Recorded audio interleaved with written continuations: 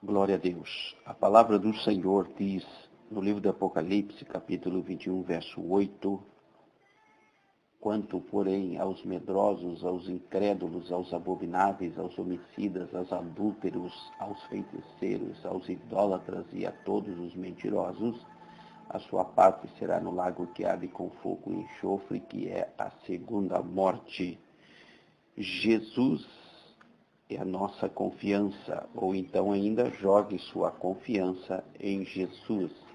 Nós vamos ler como base bíblica o Evangelho de Marcos, capítulo de número 4, versículos 35 ao 41.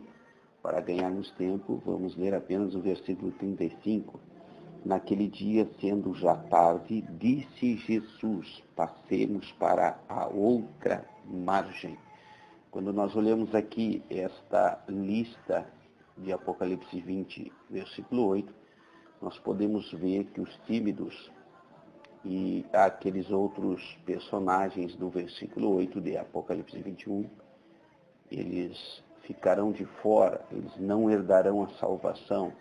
Aos pecadores, enfim, junto com a passagem em Marcos 4, nós vamos ver uma real situação para o cristão e para a igreja. No contexto geral, quando Jesus acalma a tempestade, Jesus fala aos seus discípulos para passar para a outra margem, dentro do barco.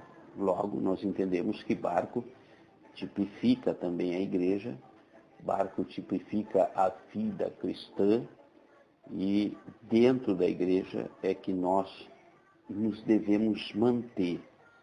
E Jesus diz a necessidade de nós chegarmos do outro lado. Essa é a função da igreja.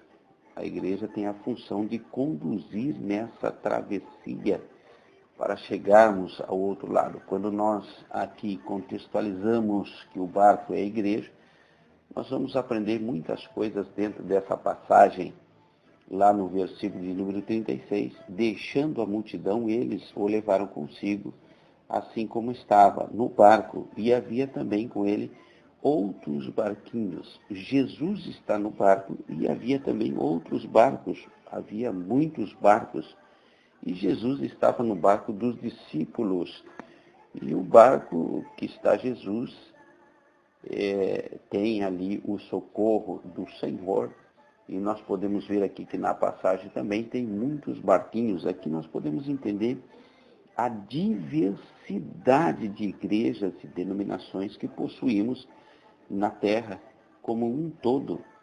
E logo nós podemos entender que ninguém, em lugar nenhum, poderá um dia se queixar de que Deus não se manifestou a ele, porque a igreja tem de tudo que é tipo, de tudo que é gosto. Diga-se de passagem, Jesus estava no barco dos discípulos.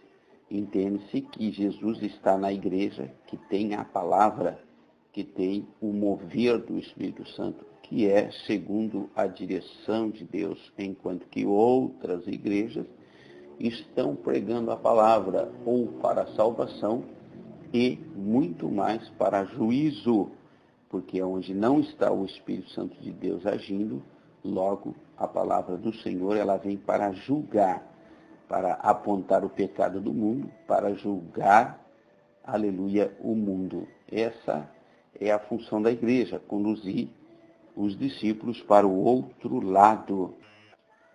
Glória a Deus. Versículo 37 diz a palavra do Senhor: Ora, levantou-se grande vendaval e as ondas se arremessavam contra o barco, de modo que já estava a encher-se. Quando nós observamos o versículo 37, nós entendemos que está proposto à igreja temporal, vento, ondas, grandes perseguições, tudo que se possa dizer combate, guerra, virá sobre a igreja, como também virá na pessoa individual do cristão. Essa é a essência, esse é o segredo de ser igreja. Se a igreja está sendo perseguida, pode ter certeza que essa igreja é de Deus. Se a igreja está social ou querendo se socializar, tendo acordos com o mundo, tendo então comprometimento com alguma outra coisa que não seja o Espírito Santo do Senhor, essa igreja certamente não sofrerá perseguições. E o termômetro, podemos assim dizer, para a verdadeira igreja é o combate, porque nós estamos em meio à guerra. O próprio Senhor Jesus fala em João 17, versículo 14, que nós não somos deste mundo, como ele também não é. E ele diz ainda que nós no mundo teríamos aflições. Então, igreja não é um parque de diversões, igreja não é uma sociedade, igreja não é uma distração, igreja é algo em que encontramos temporal, vento, ondas, tempestades e as mais diversas adversidades, podemos assim dizer. Lá no versículo 38, Jesus estava na popa dormindo sobre a almofada. Os discípulos os despertaram dizendo: Mestre, não te importa que pereçamos? Jesus estava na popa. Quem conhece embarcação sabe que popa é a parte de trás do barco. Estava dormindo na almofada, estava tranquilo. E aqui, olhando o contexto da história, nós podemos ver que não era necessário despertar Jesus. Mas eles despertaram e eles disseram a Jesus: o barco está enchendo, o vento está por virar o barco. E aí nós podemos entender que o mundo combatendo contra a igreja e que a igreja precisa tirar a água suja do mundo. A igreja precisa condenar o pecado, apontar o pecado. A igreja precisa repreender a corrupção. A igreja precisa se livrar de todo e qualquer sistema comprometedor onde não haja mais a manifestação do Espírito Santo do Senhor.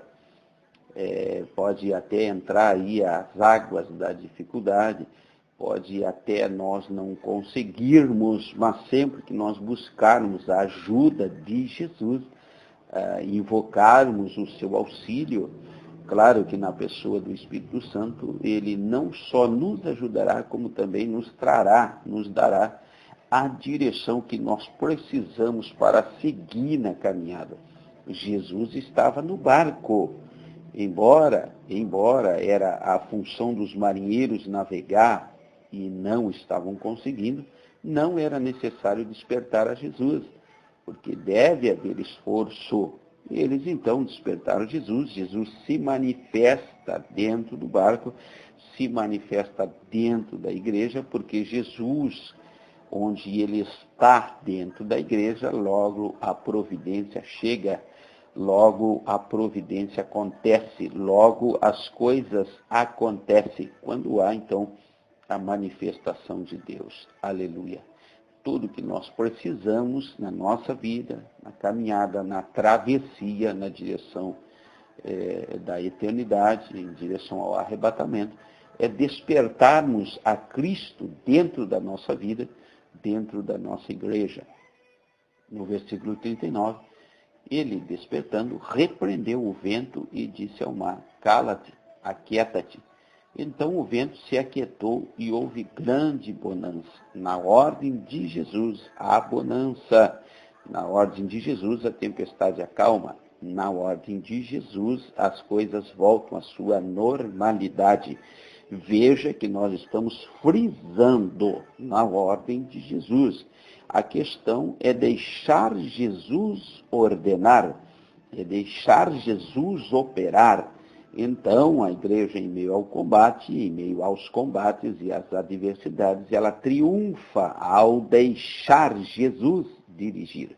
Jesus repreendeu o mundo físico e nós vivemos no mundo espiritual. É tudo o que o Senhor quer nos dizer.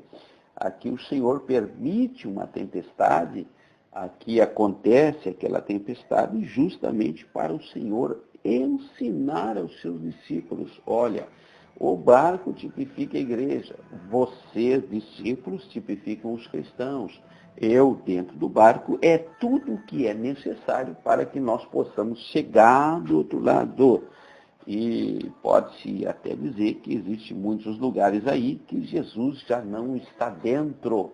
Como diz lá no livro do Apocalipse, eis que estou à porta e bato. Jesus não está dentro, mas está à porta, do lado de fora. Louvado seja o nome do Senhor. E aqui nós podemos entender, louvado seja o nome do Senhor, que o Senhor precisa estar dentro, o Senhor precisa fazer parte da comunhão, da vida espiritual da igreja, dominando, controlando, dirigindo, operando, libertando, em seus mais diversos níveis, não na direção humana, não na técnica, não nos livros, mas única e basicamente na palavra, na Bíblia Sagrada. Lá no versículo 40 diz a Bíblia: Ele disse aos discípulos: por que sois tão tímidos? Ainda não tendes fé? Está faltando coragem, queridos irmãos, está faltando coragem para deixar Jesus liderar especificamente ele no controle. Mas parece que observamos os nossos dias e nós estamos vendo aí muitos se locupletando, podemos assim dizer, muitos entusiasmados com as riquezas que entram dentro das igrejas, que estão deixando Jesus do lado de fora. Deus, Ele é o Deus que quer nos dar coragem, Ele quer nos tirar toda a nossa timidez. E na qualidade de cristão, diz Provérbios 24, verso 10, se te mostrares fraco no dia da angústia, quão pequena é a tua força, ou quão pequena é a tua fé. Tudo que o Senhor quer é que nós venhamos deixar de lado a nossa timidez, deixar de lado tudo aquilo, todo aquele sentimento, aleluia, que não provém de Deus, e marcharmos em direção ao outro lado, que não é outra coisa a nossa própria salvação.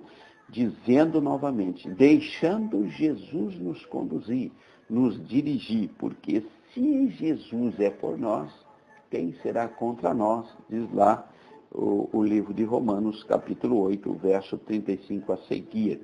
Lá no versículo 41, eles sentiram grande temor e perguntavam uns aos outros, quem é este que até o vento e o mar lhe obedece? Eles não estavam entendendo nada, mas Jesus estava lhes apresentando ali um reino espiritual. E esse reino espiritual, ele se sobrepõe sobre o físico. O reino espiritual está acima, está sobre o físico. Se estivermos na direção de Deus, se estivermos na vontade de Deus, nada pode deter a igreja, nada pode deter o verdadeiro cristão. A igreja e o cristão precisa viver isso, aleluia, sabendo que tem que chegar do outro lado dessa grande travessia, em meio aos obstáculos, sabendo que Jesus, o nosso Deus, ele sobrepõe todo o reino físico, por ele ser um reino espiritual. Seus discípulos experimentaram o poder de Deus, e tudo que nós precisamos é experimentar o poder de Deus. E quando nós abraçamos a causa, estamos dentro do barco, na travessia, e Jesus está ao nosso lado, mesmo que ainda esteja na popa, mesmo que ainda esteja na almofada, mesmo que ainda esteja dormindo, certamente nós chegaremos do outro lado. Receba essa palavra em nome de Jesus.